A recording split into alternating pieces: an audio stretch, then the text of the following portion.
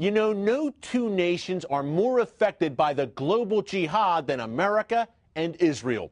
So who better to talk about the gathering Islamist threat than a man who has lived in both countries? David Rubin grew up in Brooklyn, but he now lives in the town of Shiloh, in Israel's biblical heartland of Samaria. His new book, The Islamic Tsunami, examines the America-Israel relationship in the age of Obama and Islamic terror.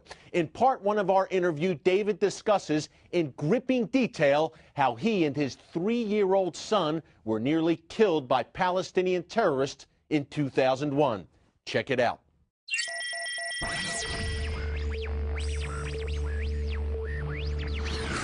I know Islamic terrorism not just from books, I know it from firsthand as well. Tell us about that. Well, I live in a place where there is a disproportionate amount of terrorism. If you just walk in my neighborhood, there is a street in my neighborhood that has 7 houses on it. 5 of those houses have lost children in terror attacks. And I myself, 9 years ago, I was coming back from Jerusalem with my 3-year-old son sitting behind me in the baby seat when the car was hit by a massive hail of bullets.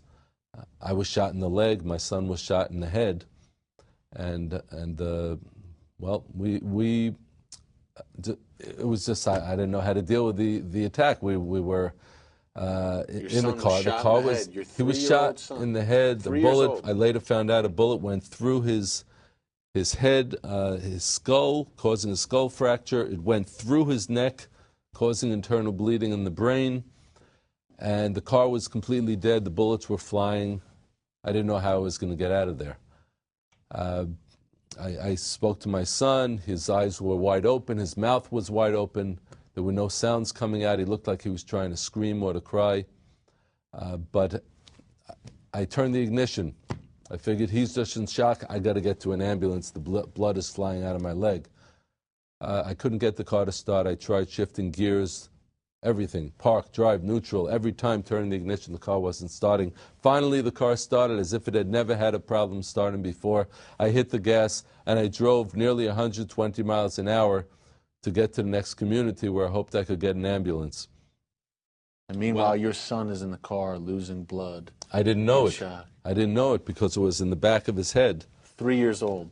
3 years old. Palestinian Islamist gunmen. Yeah, they were from the Palestinian Authority. Our partners in peace. That's right. We found that out 2 years ago. We're talking, what, 6 years, 7 years after the attack. So you didn't know for years? No one claimed responsibility until I met someone who happened to be a former student of mine who was in the army and served in military court, and he told me, by the way, those terrorists who shot you years ago when you were teaching were caught, and they were from the Palestinian Authority. But the Palestinian Authority can't claim responsibility because they have to pretend to be partners in peace. Well, the Palestinian Authority actually builds monuments to terrorists who've killed Israeli women and children. Right. The Obama administration doesn't want to fill you in on that, but that's the deal. And this brings us to the Shiloh, I should say, Shiloh Fund, Israel Children's Fund, which we don't only have a book to talk about, we also have an excellent program that David has started. After you were shot, after your beautiful 3-year-old son was shot, you started this program for victims of terror in Israel. Tell us. He was coming home every night screaming. I mean, when he came back from the hospital. He was in the hospital for about 3.5 weeks, close to a month. When he came back from the hospital, after one operation, and there was still another operation to come, we were very concerned about him physically. Just, you know, as every terror victim is, you're concerned. You want him to heal. But the physical, we soon found out, wasn't the major challenge. The major challenge was that he was waking up screaming every night. And it was like that scream that he was trying to make in the car that he couldn't make. And I would hobble over to him. I was with a walker at that point. I had graduated from a wheelchair to a walker. And he would scream even louder because I reminded him of that painful attack. And, well, we frantically looked around trying to find some sort of psychological post-trauma therapy program for him, and there was nothing in Samaria. So eventually, I started taking him to Jerusalem.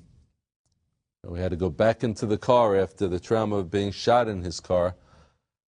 We had a different car at that point already, and I would take him to Jerusalem. But it was just so painful, and it took him months. I can't imagine. I have a 3-year-old daughter of my own, and I can't imagine the physical part, but the mental, emotional.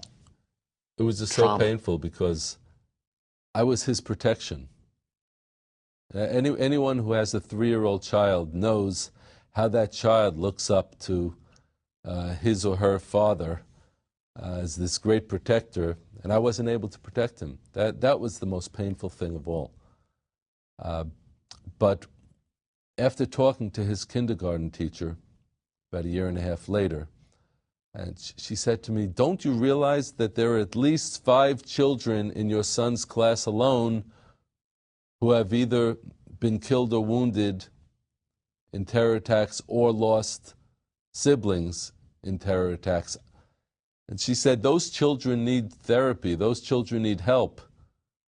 And it just goes outward from there, because any child who has a brother or a sister or a parent or even a teacher or a neighbor or a friend who's been killed or wounded in a terror attack is traumatized.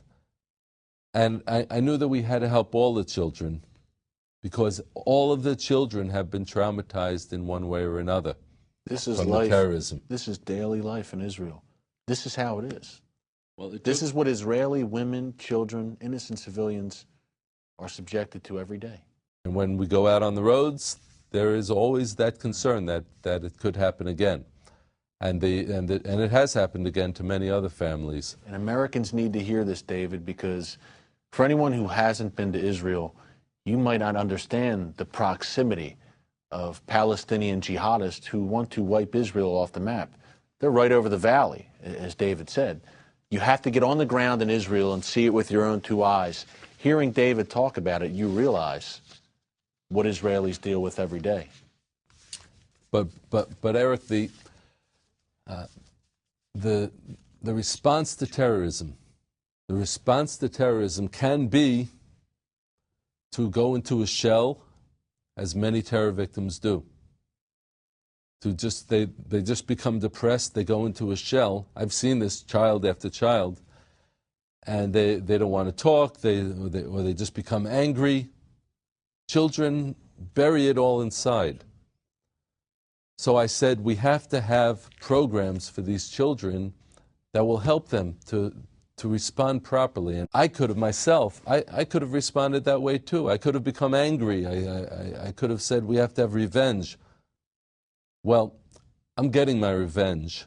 My revenge is to say, no, we're not leaving the biblical heartland of Israel, and we are going to build and rebuild the biblical heartland for the next generations.